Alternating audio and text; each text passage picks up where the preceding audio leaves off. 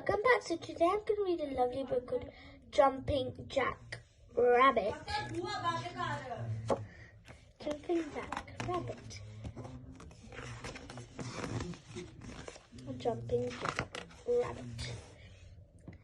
Jumping Jack was a rabbit who couldn't stay still.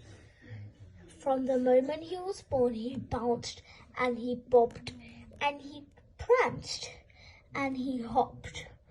From the cradle to the floor to the window still, he jumped and he jumped and he couldn't stay still. Breakfast, lunch, dinner, he never finished a meal because he was up and jumping and he couldn't stay still.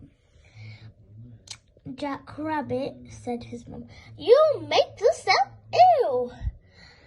"I can't help it," said Jack.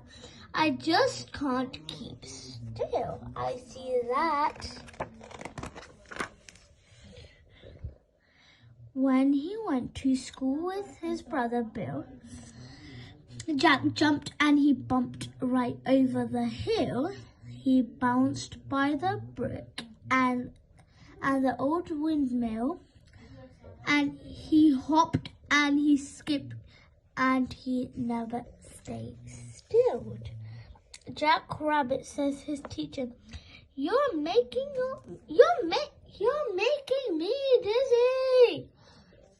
You're up and down like a peanut drill." But Jumping Jackrabbit just couldn't stay still. When the children played football, Jack went in goal. But 1, 2, 3, 4, 5, 6 nil, he led in goal after goal because he wouldn't stay still. 1, 2, 3, 4, 5, 6. Wow. 6 balls. Day or night, in sunshine or rain, Jumping Jackrabbit bounced through the field. And he bounced through the field and he bounced through the field. Over and over and over again. I could see him bouncing. "Come inside, Jack," called his mother. "You'll make yourself ill." But Jumping Jack just couldn't stay still. See that? And then one day Jumping Jackrabbit did get ill. He stayed out late in the rain and he caught a chill. He lay in bed, but even then he couldn't keep still. He shook and he shivered and his buck teeth chattered. His mum called the doctor.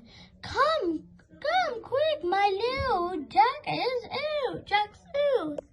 The doctor looked at Jack and he gave him a pill. "He needs to rest," he said. "Make sure he stays still." Day after day, Jack stayed in bed until one morning he was better and he didn't feel ill, but he felt sad and sorry for all the worries he caused. When he got up that day, something had changed. His chill has gone, but his bounce has gone too. Oh no. Jack didn't jump or leap or prance or hop or spring or bounce. He walked quietly, slowly. In class,